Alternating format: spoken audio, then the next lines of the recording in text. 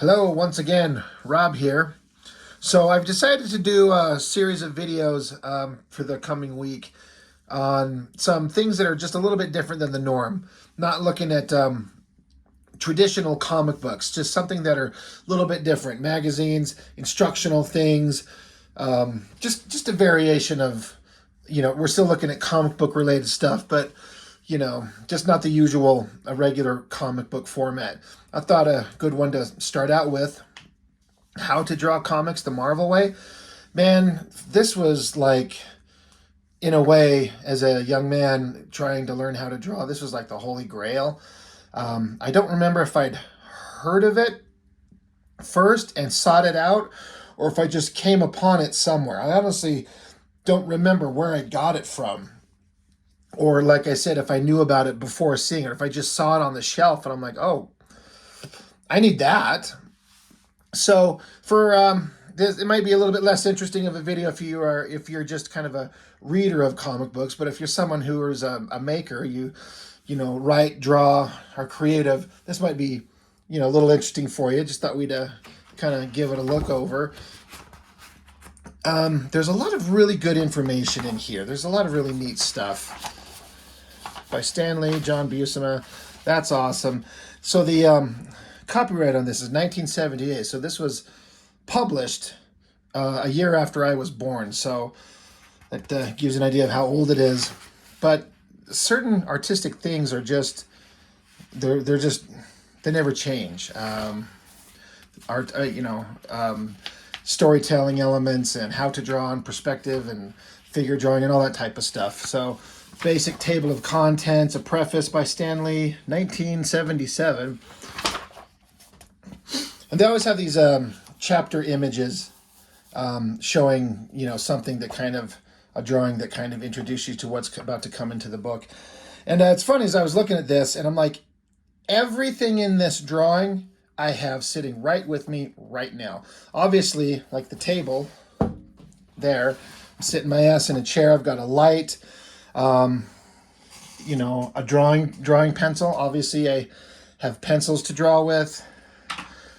He's got the T-square, the triangle corner. I've got a couple of those things here.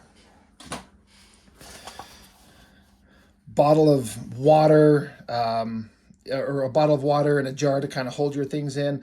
Like I've got several different versions of things like that. The desk, I've got like tables flanking me, like kind of two different things on the right, one on my left, and then another one farther over there with the computer on it. Like everything in that drawing I have right here in my room right now. And again, talking about the tools, I showed you the triangle thing I had. Erasers, they talk about the tools of the trade. I've got erasers, the kneaded eraser, and just a regular gum eraser. What kind of sucks is this is not my favorite eraser. I have a local arts and crafts store that I go to, and they had a great eraser that became my favorite.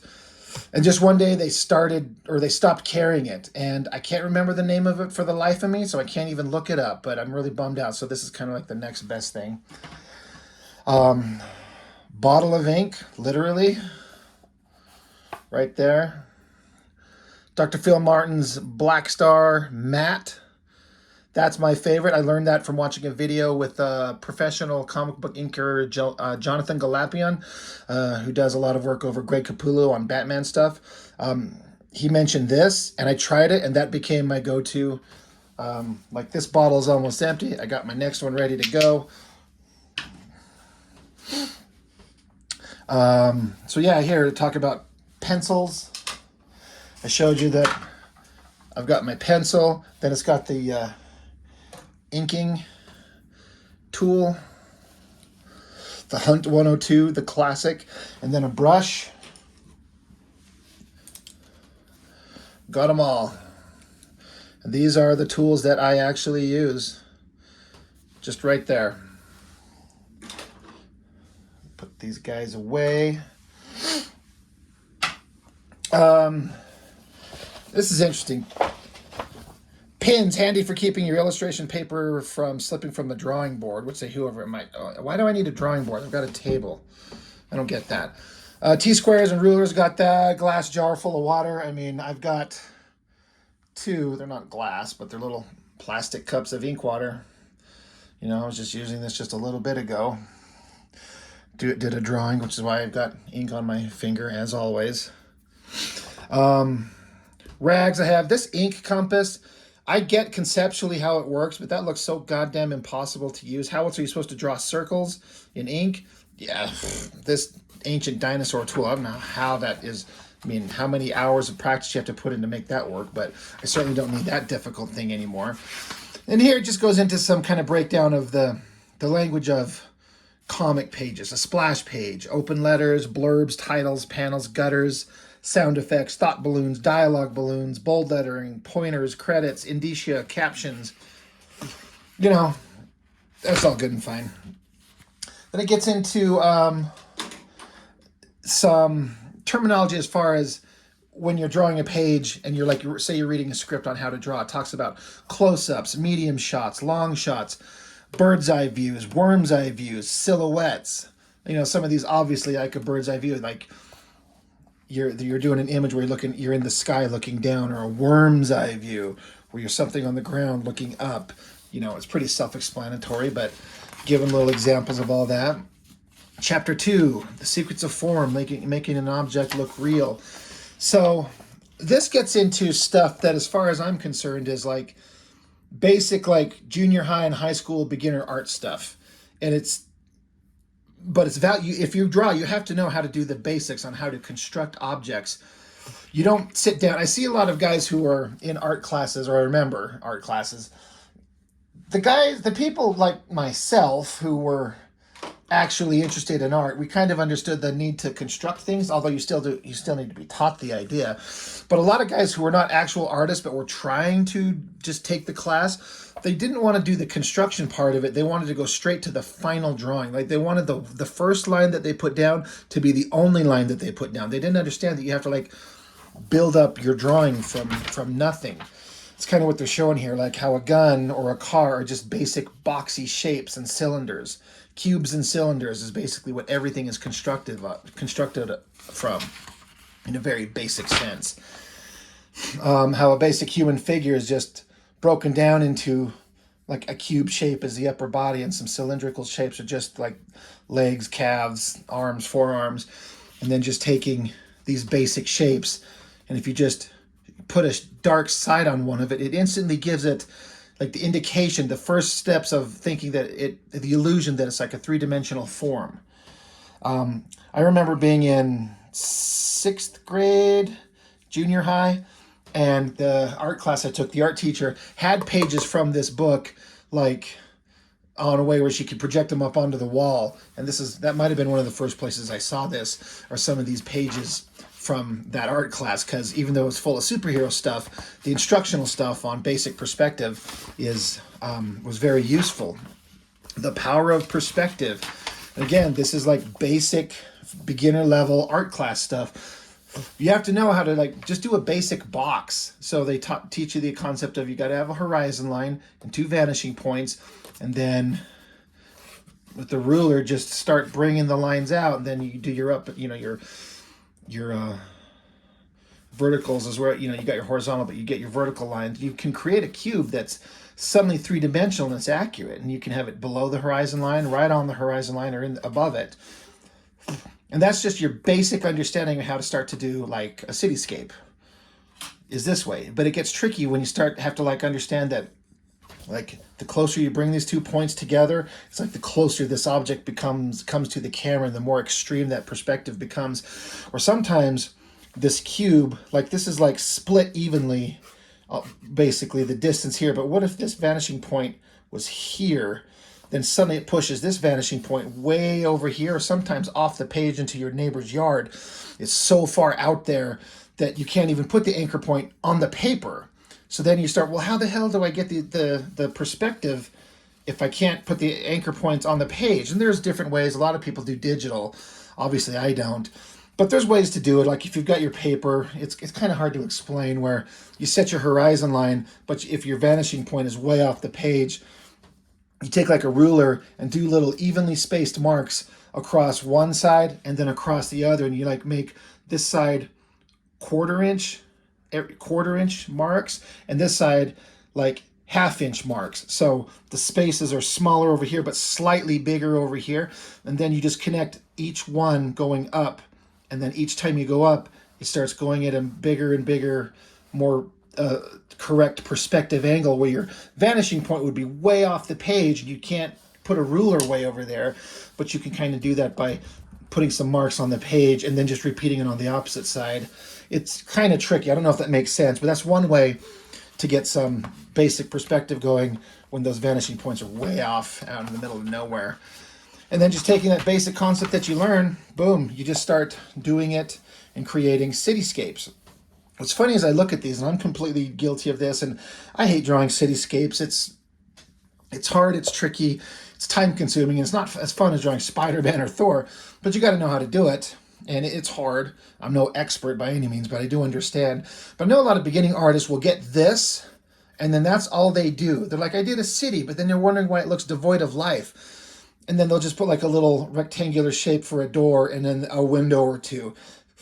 You forget you have to like put the curb and put stoplights and street lamps and garbage cans and post office boxes and people in proper perspective, and fill the ground with cars and make the buildings have bricks or textures or broken or damaged or whatever the case may be. Put in some clouds and sky. They just get this basic perspective and get these boxes, and they're like, I made a city. Well, you've got the first step. This page is really funny because, like I said, when I was in junior high, I had a teacher that had some of these pages, and this was one of them. Like, because the concept of the perspective, like this, this is a 3-point perspective. Like, you can see these lines over here. This vanishing point's going way over here. These ones are a little bit more close. Like, vanishing points maybe here, but these ones are way out here. But then you got one way at the top of the page, and that's how you get you're a person standing on the ground looking up, and you have to know how to do that. And reversing, now you're looking down. The same concept. You got perspective points here and here, but everything's converging down there. And then, just an example of trying to draw a room. Here's a basic 1-point perspective, and it works, but then you can change the camera angle and get a higher view, and just changes their ability to do storytelling. This was something that took me a minute to understand about how do you find the center of a circle. It's kind of interesting. Like, you can, like, if you have a circle somewhere, like a flat, and you're looking at it flat on, if you just take and draw a straight line across it and then do a right angle and make sure just the side coming down touches the side of the circle, and then do the same thing all the way around it, just right angles where the lines touch the circle, and then just connect the 2 points here to there, there to there, and that's the dead center, because a perfect circle fits inside of a perfect square. And so that's how you find the center of a square. Most people know that, even if it's in perspective. If it's like kind of like this, where it's at an angle, as long as you just connect the corners, that where they converge is the center, up and down and midway. But then to get a circle, just again, you can just kind of draw a square around it, and then you get the dead center of a circle. Like you're trying to draw a tire, then you can at least know where the center is, and then you can get like your circle templates and kind of build from there. And they show you how to do it in perspective to do a tire. This was an interesting one. If you've got these lines like this, but you need to divide them into even spaces, you just, again, connect the corners, and wherever this angled line connects to these straight ones, wherever they connect, just draw a line straight up, and then you can divide it into evenly, correctly perspective sections. It took me a long time to understand that, because it seemed confusing. It's not. You just have to understand it, and no one had shown me. I was trying to read this, and I was kind of bored with this stuff. I wanted to get to, let me draw Captain America or something like that, so I kept skipping by this, but eventually it starts to connect. You start to get it, and then from here they just pull some panels out of some comics and just show you how the basic perspective is laid out. It looks like a complicated drawing, but once you just like get the basic construction lines, and once you get the basic lines in perspective, then it kind of starts to get easy, obviously with practice, just adding all the details onto it. Chapter 4, let's study the figure. This is where stuff started getting really interesting with these great drawings by John Buscema. I can't get over how it looks doable for some reason, and just these great reproduction of these pencil lines. You can see how he's got the gesture lines, all these long lines in here, but then he gets into this, looks like probably a nice soft lead, and just is able to roughly construct it. It tells you everything that you need to know about the figure, and then you could hand this off to an inker and have them do some inking on it, and it's clear enough that you understand what he wants, but it's loose enough for an inker to interpret and add his own flair to it. I actually did ink this a long time ago. I think I got a photocopy of it and light boxed it, and it came out terrible because, of course, it did. But anyway, it starts breaking down like a human figure. Like humans, realistically, like are standard, like 6.5 heads tall, but comic book figures, you tend to be 8.5 or something like that, because comic book characters tend to be longer and it just visually looks more interesting. So they talk about that. They probably should have talked about how Reed Richards here doesn't have a dick. He's kind of like a chick here. I mean, you don't need to do much, but give him a little bit of a package. Anyway, they talk about how to construct a figure and kind of giving them superhero proportions. Same thing with women. You know, a real human figure is a certain height, but comic book characters, we're going to make them a little bit bigger.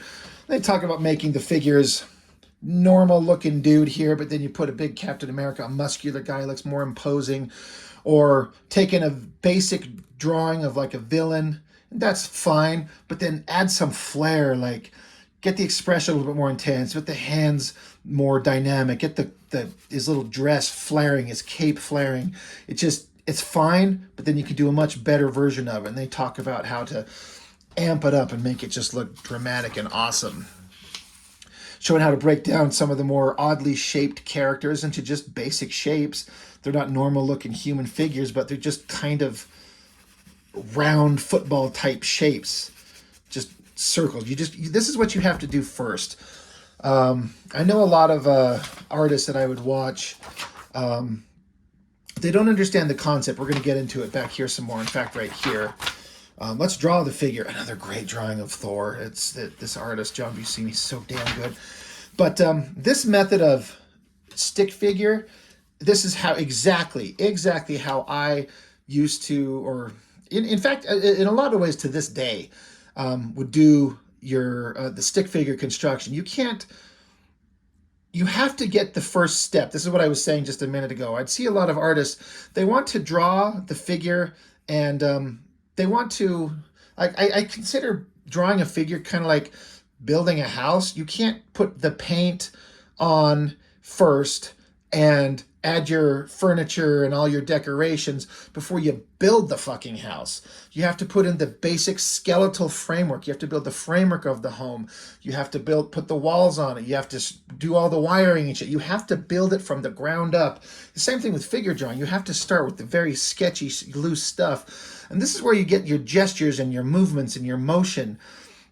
You have to do this stuff first. And this basic construction is how I would do it forever. I've kind of evolved it. You kind of create your own methods and ways of doing things as you go along as an artist. But essentially, this is still it. Just kind of like you got to just figure out these things and go, okay, that's what I want. Then you start building on it some more. So that's just basic figure construction. The stick figure. God, that's the word I'm looking for.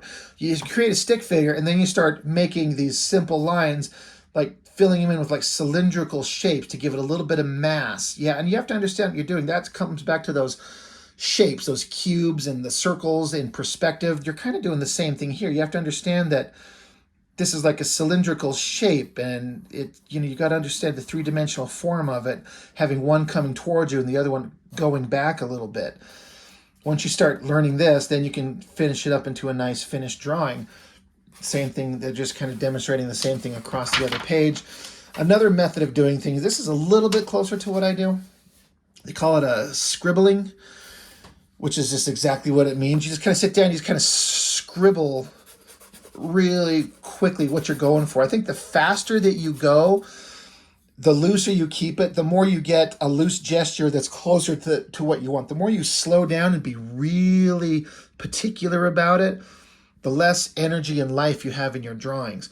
You want to slow down and get meticulous when you get to the final perfect, like, inked drawing, generally speaking. But when you're just starting it out and just doing a basic figure, it's got to be fast. Like, don't just get it down. Just get those shapes down there, then start filling it in. Then you can start adding details. You end up with like a scribbly mess, but you get something dynamic and interesting, and then you can just ink it from there. You can do a light box over it and get a nice clean pencil line, and then ink it. I think, and I've heard a lot of professional artists mention, that the more steps you take and the farther away you get from your initial rough drawing, a lot of time the initial rough sketch drawing has more energy and dynamic movement than the final drawing you've done, that you've done 6 versions of. By the time you scribbled it and then scribbled it again and scribbled it and then light boxed it and penciled it again and then cleaned up that pencil and then inked it. By the time you get to all those steps over, that first thing you did looked better as far as the energy and movement. So it's a balancing act of trying to keep that type of energy. This is where, as much as I shit on Rob Liefeld's stuff, this is where he excels, is his rough gestural drawings always have energy and movement and dynamic flow. Despite his inability to finish off anything to look good, that energetic movement he's got in spades, and it works great. This is another interesting version of, rough sketch, filling in the figure, then finalizing it. They all look great, but I like this better, only because it's not just the basic skeletal drawing, which that looks great, but you filled it in, and it's like, you've got the kind of difficult parts done. You got a good drawing, good figure, good pose, but now it can become anything. And there's nothing wrong with this, except that it just looks kind of dated. It looks like something from the 1970s, and I don't mean that, but it looks like she's wearing a diaper, and this is not necessarily a positive, but this is a modern thing. Obviously, she'd be in like a thong, something like that, which is not necessarily better by any means, but it just looks kind of old school and dated, and that's fine. But that's why my eye, as far as what do I like better of these 3, I just kind of like that, because then it could become anything, and this is a little bit more finalized into something that's just less interesting to me. Maybe the best drawing in the whole book is right here. This drawing of Namor is so damn good. That pose, the anatomy of the back being twisted like this, the arms, and then the dynamic legs and everything in this background. I've seen this drawing inked by several different artists, but I thought Scott Williams, the inker for Jim Lee, his version of this looked so fantastic. It looked so great. I don't think I ever tried inking this one. I would like to, but it's kind of tricky to get it in a way that you can really do a good job. I hate doing a light box where I take this and photocopy it onto a piece of paper and then put my drawing board over that paper with a light box. I'm trying to ink it in the dark, except for the light coming through the light box. It's just not fun. I one of these days maybe I'll try it, but that is a great drawing. So now we're going to talk about action. And they're showing how here's all the steps in a character winding back and throwing a punch. And the best, most energetic versions of all these drawings are the first and the last.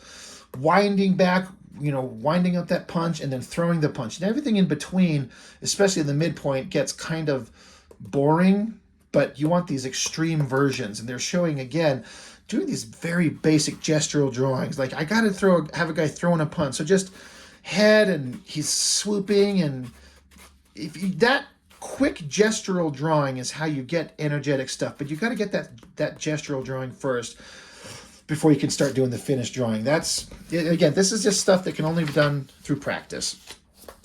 More of the same, just this basic figure construction of just doing action and movement. I always thought that one looked really good. I like that drawing right there. They're all good. There's nothing in this thing that's not good. This is an example of the artist showing, here's a guy running, but here's a more dynamic version of him running. They're both fine, but superhero comics, drama, action, adventure, this is the one you want. Same thing with the guy taking a punch. That's fine. But this getting rocked on his, off his feet, again, that's a Liefeld thing right there. And he takes it to the extreme. Someone getting socked, but having their feet off the ground and their back arch and their head thrown back, it's way more dynamic and powerful and, good traditional superhero comic stuff. Again, a guy standing there pointing, but spread his legs apart, make him flared out, a little more dynamic. Guy just standing there. You can see how these boring drawings are fine, but they can just add more drama to it by just changing the pose just a little bit. And again, this can only be done through practice. There's no way to like explain to you how it's done. You just have to kind of see it and just sit down and draw. This is great stuff, although I swear to God, this page is printed upside down. Like, let's flip this book over. Doesn't this look like how it's supposed to be? Like, you get this guy hunkered down, this flying guy. I don't know. It must be just an error that they did. I always thought that this sketch, that's a great flying pose. This one with the guy landing on his back, that's a tricky one to get. This angle, the ass in the air, those were really good. And then back to the other side, I always like this guy, his arms crossed, looking dynamic. The guy sitting in a chair, looking imposing. This one where he's kind of like hunkered over, stalking you. All these gestural sketch drawings are just really, really good. And then they're just kind of, again, repeating the same thing. There's your basic, just very basic line sketches. And just get your gesture first, then start adding cubes and shapes, cylindrical shapes to build the figure, then start adding some details, clean it up, and add your final touch to it, and you got a drawing. Looks simple enough, but again, just sit down and draw. More of the same, just Spider-Man throwing a punch, same concepts. Basic drawings all the way through to the final part of it. And then they just take some panels from comics and just break it down into, well, here's a drawing that someone else did. Here's that basic figure sketch of it all. So I don't need to spend too much time here. It makes perfect sense, if you're paying attention to what we're talking about, you see what they're pointing out. Another great drawing, talking about foreshortening, where it's one thing to draw a figure just standing there straight on, like my hand, if you could draw your hand straight on, but then suddenly what if it's coming towards you? That becomes, it's one thing to draw a fist sitting there like this, but what if it's coming towards you? It becomes a whole other thing. So they talk about taking these figures and, those cubes and shapes and cylinders and then tilting them. It's almost like perspective, like the perspective grids with doing buildings.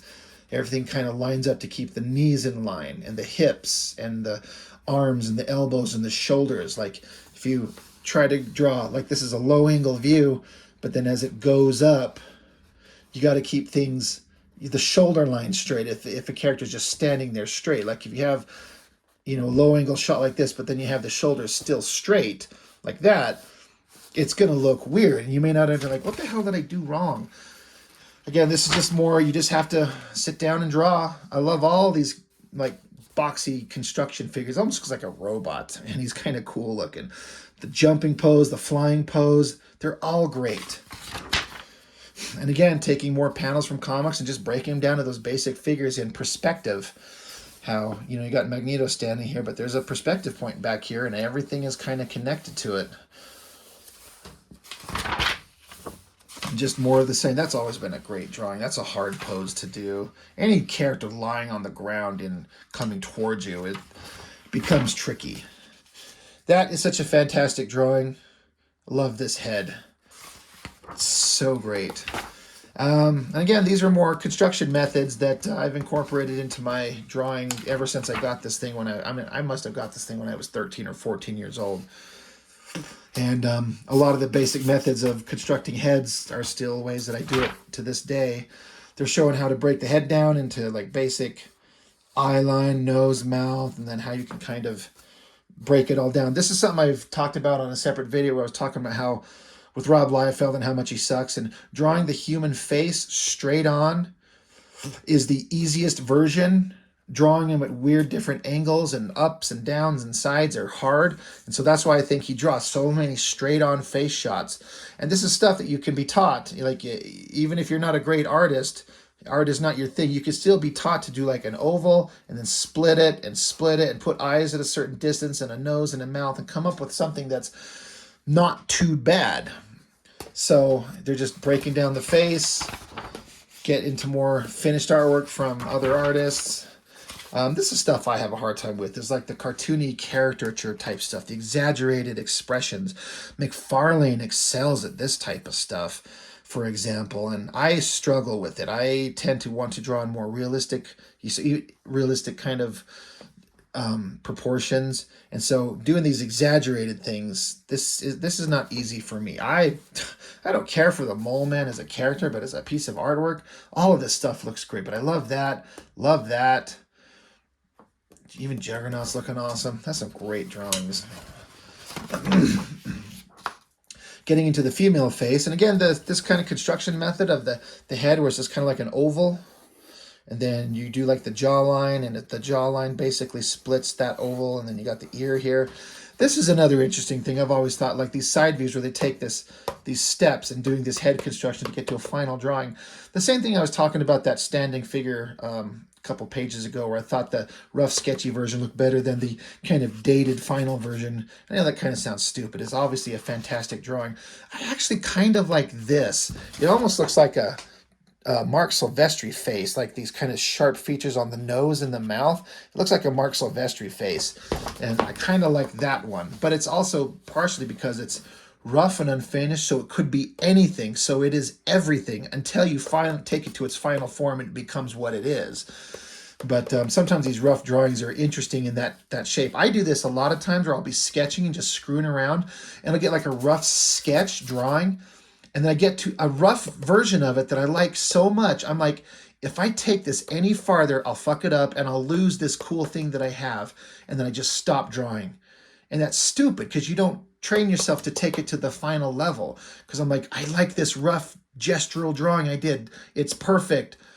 I'm just going to leave it. If I keep going, I'll fuck it up. And I have done that. I have fucked it up and ruined it before. And I'm like, damn it, I lost the one good thing. This happens with me on drawings a lot, is I'll start and I'm not getting very far. It's kind of looking bad, but then I'll get into, I go from here, it's not looking good, but then I get to here and I'm like, okay, now it's looking kind of cool. And then I take it to the final version and I hate it. So I hated it, then I liked it, and then I hated it by the time I was done. But the only way to get past it and get into stuff that you like is just keep going, keep drawing. Go, go, go, draw, draw, draw. More of the same, that basic face construction, oval, divide it, vertical, horizontal, and then start putting the gestures in there, or the proportions where they go. They kind of teach you how to do this. You learn this in art classes. Then they start showing versions of how to put some expressions, altering like the eyebrows, the mouth. You can get all kinds of expressions. It's tricky. And a lot of artists only learn to do like that flat, straight on look, or an angry, gritted teeth look. Liefeld. Great drawings here, and making her look a little bit more sultry, pushing her hair back, putting some earrings on. I love this drawing. All of these drawings right here are really good. This stuff looks fantastic. And they're showing how to age up a woman's face. Like, here's a basic drawing, and give it a little more roundness, add a few more lines onto it. She looks like she's got a little more weight on her, a little more age on her. So you're not just drawing young women all the time. Great stuff. They're devoting a lot of time to the woman's face. They didn't spend this much time on a dude's face. How to do eyes, how not to do them. A lot of artists, beginning artists, guys who are not artists at all, but have to take those art classes, will draw eyebrows like this. I saw that a lot in art classes. So that's not the way to do it. They're just kind of like shapes, not individual like eyelashes. How to draw nose, mouths, all this type of stuff. All good stuff in there. And then just drawings of the face.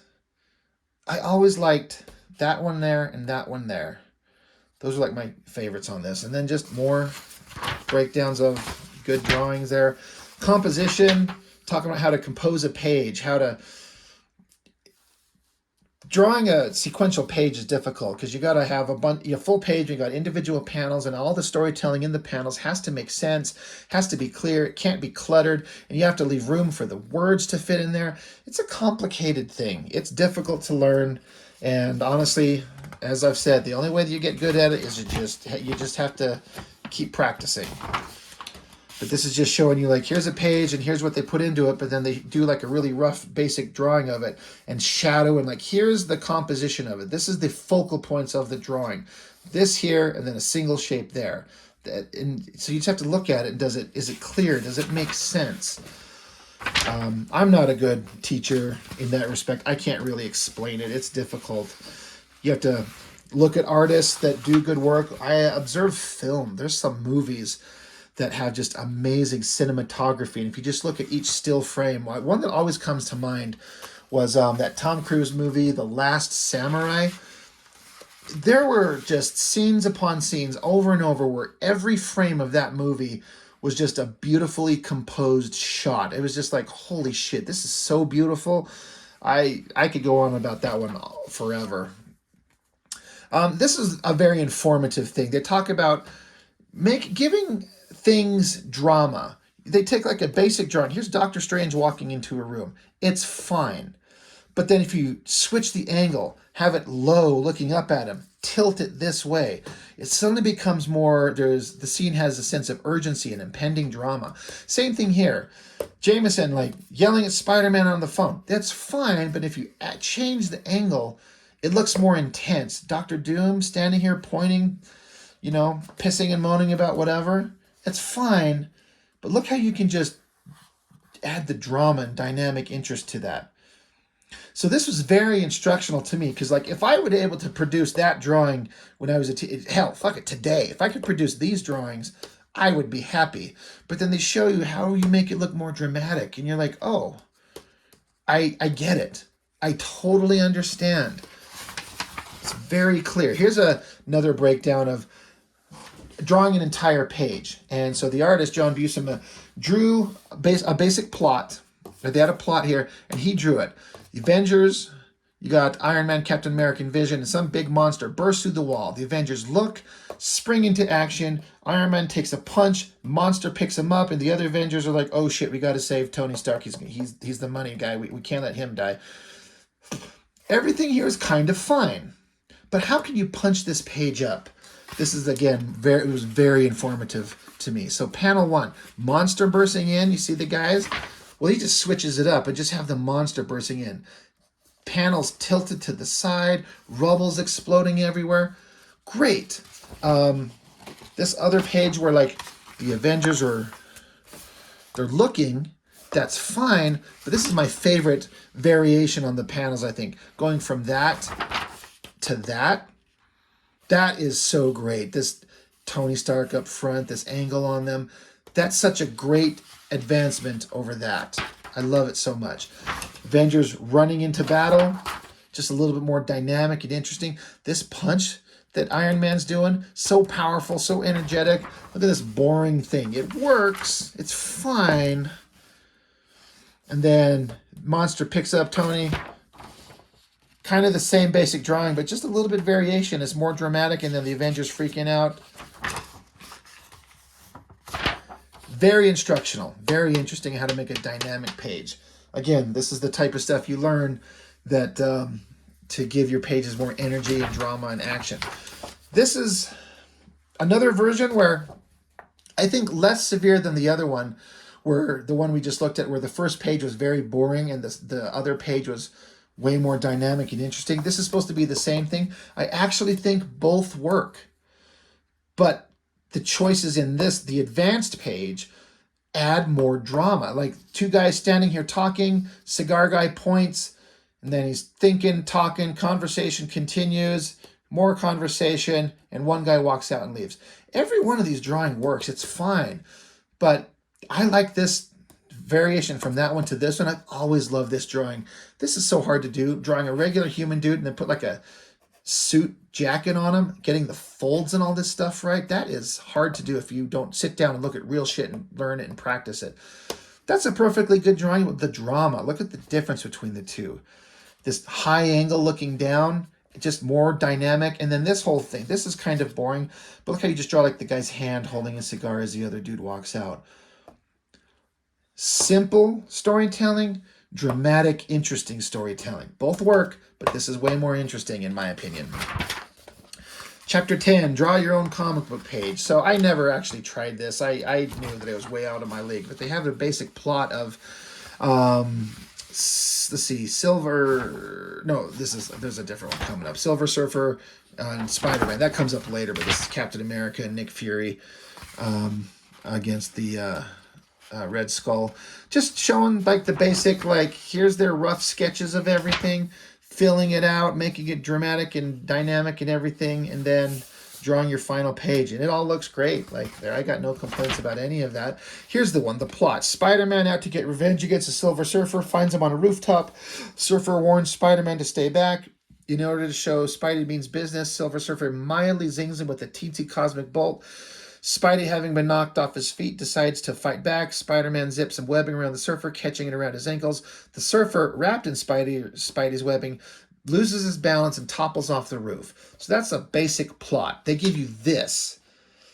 That's when they talk about plot method with comics. Like, here's basically what needs to happen. They'll do this for the entire comic. Like, the entire comic is the characters need to do all these things. Here's the end. And then the artist will draw everything in between however they want. Same basic concept, but on a page. So they just break it down into, you know, they're running into each other. Surfer tells him to stay back, zaps him a little bit. Spidey is on his butt for a second, webs up his feet, and Surfer tumbles over. Great drawing, great page, great storytelling. How do you figure that out? How do you know how to do all that? Well, you just have to just practice. Sit down and draw and observe and practice. What is it they say? 10,000 hours at a hobby to become a master at it? That's a long damn time. That's years of work. How to do a comic book cover. These kind of go into variations of how you can draw a cover, different ways to do it. How do you show two figures? How do you make sure you incorporate the logo? There's a lot of ways to do it, but it all looks good. I'm not going to get too much into this. The video's going a little bit longer. Just great stuff. Comic book inking. Inking is a tough art. They've got this inking pen where like you load up the tip with ink, and then they show this bullshit thing here where you take a ruler, like you've got your flat paper. I'm trying to find, where is my flat ruler? I hid it somewhere. Anyway, it just shows you how this is bullshit with like a brush, where you take a ruler and stand it on its edge and then just run your brush along the flat edge of the ruler to create a flat, straight line with your ink brush. Maybe back in the day, that's the only way you could do it. I've tried that a couple times. It is so hard to do.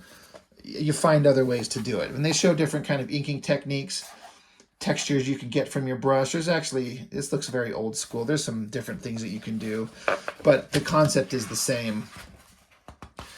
Inking is a hard technique. They show a panel here. Here's a panel that's basically speaking inked just fine, perfectly balanced with line weights and light sources and everything. And then here's taking that same drawing and overworking it.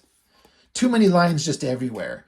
And it looks overworked. It's kind of hard to read.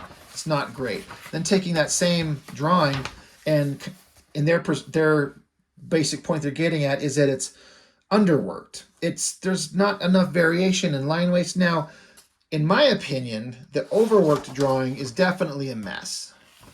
This, by their description, this underworked drawing, I actually think it still works. There could be some better line weights to bring some of these the outer line, the outer edges of some of these figures, make them a little thicker to make them stand out closer to you.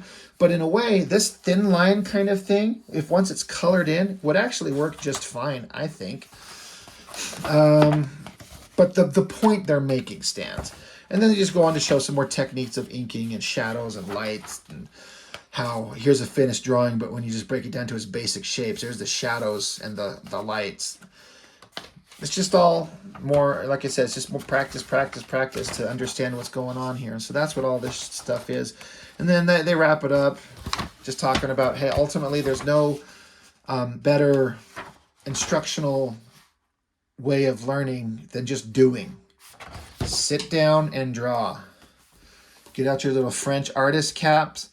Get your rulers and forget your inking compass. Fuck that thing. But get your pencils, your brushes, or in this case, get out your digital device, your iPad or your Wacom, and pull up your Procreate or whatever. Or get out your pencil and paper like me and sit down and draw. I did a drawing just recently. If you follow me on social media, you might have seen it, but I just did this one last night. kind of basic, but it's incorporating, especially the inking part of it, metal textures, and I use a ruler and a pen to just get these straight lines. I had a lot of fun with this. It wasn't too complicated, but it was fun to do. And, you know, I've said this before. I mean, it's hard for me to be objective about my own work. This isn't too complicated. It's just a figure standing here. I'm not sure what I'm going to do with the backgrounds. But when I started drawing, if 13-year-old me could see this, he'd be like, who's the professional artist? I know that young me would look at this and go, how do you even do that? Because everything that you do when you start out is just so damn hard. And it's difficult to get to a point. Now, I just look at it, I'm like, to me, it's just okay. But at least I feel like it's getting there. I'm starting to, you know, approach the level of getting something that I want it to look like. This is another one I did recently, adding all these technical details. You know, I'm not unhappy with them, but as an artist, we're always our worst critics. I always see what I could do better. And you see other professional artists, and you're like, holy shit, that other person can draw.